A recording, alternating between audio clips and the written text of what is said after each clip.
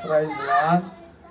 தேவனுடைய பிள்ளைகளே, இந்த காலை வேளையிலே உங்களை சந்திப்பதிலே நான் மற்றற்ற மகிழ்ச்சி அடைகிறேன். ஒரு 2-3 தினங்களாக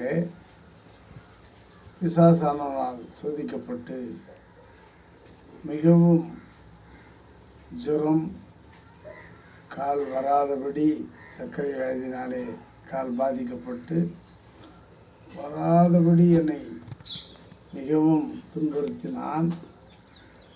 ஆனாலும் ஆண்டவர் தாமே என்னோடு கூட இருந்து அவர் அதிசயங்களை காணப்படுகிறவர். பல வியாதிகளை நம்மை விட்டு எடுத்து போட்டவர்.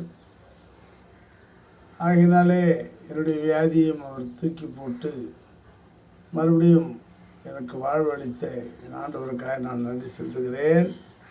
இந்த காலை வேளையிலே அவர் செய்த அற்புதங்களை பற்றி கொஞ்சம் கூறலாம் என்று நான் யோசித்த பொழுதுதான் மத்தேயுவின் புஸ்தகம் 9ஆம் அதிகாரம் 27ஆம் வசனம், இயேசு அவ்விடம் விட்டு போகையில் 2 குருடர் அவர் பின்னே சென்று, தாவீதின் குமாரனே, எங்களுக்கு இறங்கும் என்று கூப்பிட்டார்கள்.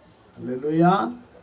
ஆண்டவரே, அநேக ஜனங்களுடைய வியாதிகள் ஆண்டவர் மூலமாகவே, ஆண்டவருடைய கரங்களினாலே, ஆண்டவருடைய வார்த்தைகளினாலே எத்தனையோ வியாதிகளை அதிசயங்களாய் அங்கே அவர் எடுத்து போட்டார் என்று நாம் பார்க்கிறோம்.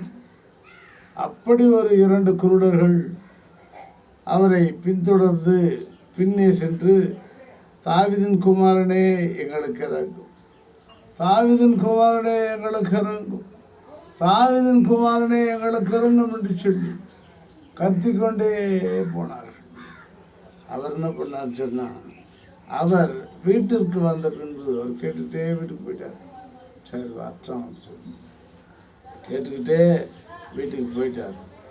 ஒரு சில இடங்களில் டக்குன்னு திரும்பி பார்ப்பார், ஒரு சில இடங்களில் நின்று அவங்களாண்ட அவரே போவார், திரும்பி போவார். ஒரு சில இடங்களில் அவர் கேட்டுக்கிட்டே போயிட்டு வீட்டுக்கு போயிடுவார். ஏன்னு சொன்னார், அவருடைய விசுவாசங்களை அந்த ஜனங்களுடைய கூக்குரலை பொறுத்து தான் அவைகள் இருக்கிறது. நான் ஊழியக்காரன் கூட இருக்கட்டும், நான் பெரிய ஒரு தேவனுடைய ஊழியக்காரன் தான் என்றாலும் கூட என்னுடைய விசுவாசம் எந்த அளவுக்கு இருக்கிறது என்பதை அறியும் பொருட்டாக, என்னுடைய விசுவாசம் கரெக்டாக அவருக்கு நேராக உண்மையாக இருந்து உண்மையாகவே கூப்பிடுகிறது சரிதான் என்று சொன்னால் அவரே வருவார். அல்லேலூயா. அவர் வீட்டிற்கு வந்த பின்பு அந்த குருடர் அவரிடத்தில் வந்தார்கள். இயேசு அவர்களை நோக்கி, இதை செய்ய எனக்கு வல்லமை உண்டென்று விசுவாசிக்கிறீர்களா அப்படின்னு கேட்குறேன். பாருங்க, நீங்கள் வந்துட்டீங்க, இதை நான் செய்வேன்னு சொல்லி உங்களுக்கு விசுவாசம் இருக்குதாப்பா, நான் செய்வேனா, முடியுமா என்னால் அப்படின்னு கேட்குறேன். அவங்க எந்த அளவுக்கு அவர் மேல் விசுவாசம் வைக்கிறார்கள் என்பது காண்பதற்காக. நம்ம கூட கேட்டுக்கிட்டு இருக்கிறோம், தினமும் கேட்காதும் இல்லை. ஆண்டவரே, எனக்கு இந்த அதிசயத்தை செய்யுங்க, எனக்கு இந்த அற்புதத்தை செய்யுங்க, எனக்கு இந்த வல்லமையை செய்யுங்க, எனக்கு இந்த பெரிய பெரிய காரியங்களை செய்யுங்கன்னு எல்லாரும் கேட்டுக்கிட்டு தான் இருக்கிறோம். ஆனால் அவர் செய்வார்னு நீ எந்த அளவுக்கு விசுவாசிக்கிறியோ அந்த அளவுக்கு தான் உனக்கு அந்த கிரியை நடக்கும். அல்லேலூயா. அதனால் அவர் கேட்குறாரு, இதை நான் செய்வேன்னு நீங்கள் விசுவாசிக்கிறீங்களா அப்படின்னு கேட்குறாரு. மனுஷன் சொல்றதுக்கு முன்னாடி கூட சொல்லியிருக்கிறோம், மனுஷன் முகத்தை பார்க்குறான், தேவன் உள்ளம் திரியங்களை ஆராய்ந்து அறிகிறவர்னு சொல்லி. உள்ளத்தில் நீ என்ன நினைக்கிறியோ அது அவருக்கு தெரியும். அப்போது விசுவாசிக்கிறீர்களா என்று கேட்ட பொழுது அதற்கு அவர்கள், ஆம் விசுவாசிக்கிறோம் ஆண்டவரே என்றார். ஆம் ஆண்டவரே, உங்களை நாங்கள் விசுவாசிக்கிறோம், நீங்கள் செய்கிறவர் தான், இது பெரிய வல்லமை உள்ளவர் தான், இது பெரிய கிருபை உள்ளவர் தான், உம்மை தவிர நாங்கள் வேறொரு தேவர்களை பார்த்ததில்லை, நாங்கள் பார்த்த தெய்வங்களெல்லாம் எங்களை கூடாக்கி வைத்திருக்குது. எங்கள் கண்களை கூடாக்கி வச்சிருக்குது. நாங்கள் நம்பின தெய்வங்கள், நாங்கள் பார்த்த தெய்வங்கள், நாங்கள் இதுவரையிலும் விசுவாசித்த தெய்வங்கள் எங்கள் கண்களை இருளாக்கி குருடாக்கி எங்களை உலகத்தை காணாதபடி வைத்திருக்கிறது. நீர் அதை செய்வீர்கள் நாங்கள் விசுவாசிக்கிறோம்ப்பா. பண்டு பாரு, முடிச்சுட்டு பாரு கதையை சொல்லி அவ்வளோ ஒரு விசுவாசம் அவர் வைத்து கெட்ட பொழுது. அப்பொழுது அவருடைய கண்களை அவர் தொட்டு உங்கள் விசுவாசத்தின்படியாக கடவுள்னு சொல்லிட்டாரு.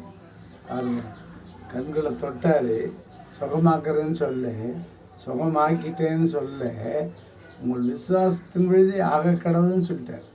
ஐயா, உண்மையாகவே 2 பேருமே என்ன பண்ணிக்கிறானுங்க, உடனே அவருடைய கண்கள் திறக்கப்பட்டது. உண்மையாகவே அவனுக்கு விசுவாசித்திருக்கிறானுங்க. நம்முடைய தேவனை, நம்முடைய ஆண்டவரை, நம் மகிமையின் ரூபனை அவங்க விசுவாசித்திருக்கிறானுங்க. உடனே அவனுடைய கண்கள் திறக்கப்பட்டது. இதை ஒருவரும் அறியாதபடி எச்சரிக்கையாயிருங்கள் என்று இயேசு அவர்களுக்கு கண்டிப்பாக கட்டளையிட்டார். போங்க, இது அதிகமாக சொல்லிக்கிடாதீங்க. ஏன்னா உலகத்தில் நான் கண் தெரியாதவன் கட்டத்தான் நிற்பான். நானும் நிறைய ஊழியங்களை செய்ய வேண்டியது இருக்குது. நிறைய கண் தெரிய வைக்கிறதோ வாய் பேச வைக்கிறதோ இந்த ஊழியமாக இருந்தாலும் இன்னும் உலகத்தை நான் நிறைய உலகத்தில் செய்ய வேண்டிய காரியங்கள் இருக்குதுப்பா. இதையே சொல்லிக்கிட்டு சுற்றிட்டு இருக்காதீங்க, நீ போங்க சொல்லி அந்த சொல்லிட்டு கண்டிப்பாக சொல்லிட்டாரு. கர்த்தர் தாமே இந்த வார்த்தைகளை ஆசீர்வதிப்பாராக. அன்பின் நம் ஜெபித்தோம். நேற்று வேளையிலே கூட ஒரு ஊருக்கு நான் சென்றிருந்தேன், ஒரு விசேஷத்திற்காக. அங்கே என்னுடைய சொந்தக்காரர், என்னுடைய தங்கையின் கணவர், தங்கை என்றால் கூட பிறந்த சித்தி மகள், அவருடைய கணவர் அங்கே அமர்ந்து கொண்டிருந்தார். அவர் என்னை பார்த்த உடனே என்னிடத்தில் அதிகமாக அவர் பேச மாட்டார், தலையாட்டுவார். நானும் தலையாட்டுவேன். நல்லா இருக்கிறீங்களா, நல்லா இருக்கிறேன்னு சொல்லி. நேற்று என்னை பார்த்துட்டு, நீங்கள் ஊழியம் பண்ணுறீங்களா, வீட்டாண்ட பண்ணுறீங்களா, மிகவும் அருமையாக இருக்கிறது, ஊழியம் மிகவும் வாஞ்சியாக இருக்கிறது, ஃபேஸ்புக்கில் தினந்தோறும் நீங்கள் பேசுவீர்களே, 2 நாள் ஃபேஸ்புக்கில் காணவில்லையே. நான் சொல்லுவேன் அநேக இடத்துல, இது என்னுடைய மாமா என்று, இவர் ஃபேஸ்புக்கில் இதை பேசுகிறார் என்று சொல்லி அருமையான வார்த்தைகளால் பேசுகிறீர்கள், மிகவும் பிடித்திருந்தது என்று சொல்லி மெய்யாகவே அவர் சொன்னார். கர்த்தர் இதை பார்த்து கொண்டிருக்கிறார். மகிழ்ச்சி. என்னுடைய உடலில் சரியில்லை, ஆனாலும் மகிழ்ச்சி. கர்த்தருடைய வேதம் பரவி கொண்டிருக்கிறது. பல இடங்களிலே கேட்கிறார்கள். அந்தமானிலே 5-10 குடும்பங்கள் எனக்கு போன் செய்து, ஐயா 2 நாள் உங்களுடைய ஊழியம் வரவில்லையே, ஏன் என்று சொல்லி. தயவுசெய்து என்னுடைய அருமை விசுவாசிகளே, என்னை பார்க்கிற என் ஜனங்களே, மேலே ஒரு சபை கட்ட வேண்டும். ஆளுக்கு 1000 கொடுத்தாலும் கூட சீக்கிரமாக கட்டிவிடலாம். நான் கையேந்துவது போல் எனக்கு தெரிகிறது. தவறான காரியம். நீங்களாகவே உற்சாகத்தோடு ஒரு ஆளுக்கு 1000 கொடுத்தாலும் கூட நான் சீக்கிரமாக அதை கட்டிவிடுவேன். கர்த்தருக்கு வேண்டிக் கொண்டிருக்கிறேன், ஜெபித்து கொண்டிருக்கிறேன். நீங்களும் பிரயாசப்பட்டு கொடுங்கள். கர்த்தர் உங்களை ஆசீர்வதிப்பார், 1000 மடங்கு ஆசீர்வதிப்பார் ஒவ்வொருவரையும். அன்பின் பரலோக பிதாவே, இயேசு கிறிஸ்து நாமத்தில் மண்டைக்கு ஆண்டவரே, சபைக்கு கட்டுவதற்கு யாரெல்லாம் தன்னுடைய காணிக்கைகளை கொடுக்கிறார்களோ ஆண்டவரே, கொஞ்சம் கொடுக்கிறவர்களை கொஞ்சமாகவும், அதிகம் கொடுக்கிறவர்களை அதிகமாக ஆசீர்வதிக்கிறவர்களே, எல்லாவற்றுக்கும் சரியாக நீதி சரி கட்டுகிறவரே, சரி கட்டும் ஆண்டவரே, பலப்படுத்தி காத்துக்கொள்ளும். வியாதிகளிலிருந்தும் ஆண்டவரே, அவர்கள் வியாபார ஆசீர்வாதங்களிலிருந்தும் எல்லோரையும் ஆசீர்வதி ஆண்டவரே. வியாதிகளிலிருந்து அவர்கள் விடுதலையாக்கும், பலப்படுத்து காத்துக்கொள்ளும். இயேசு கிறிஸ்து நாமத்தில் ஜெபிக்கிறோம் பிதாவே. ஆமென், ஆமென், ஆமென்.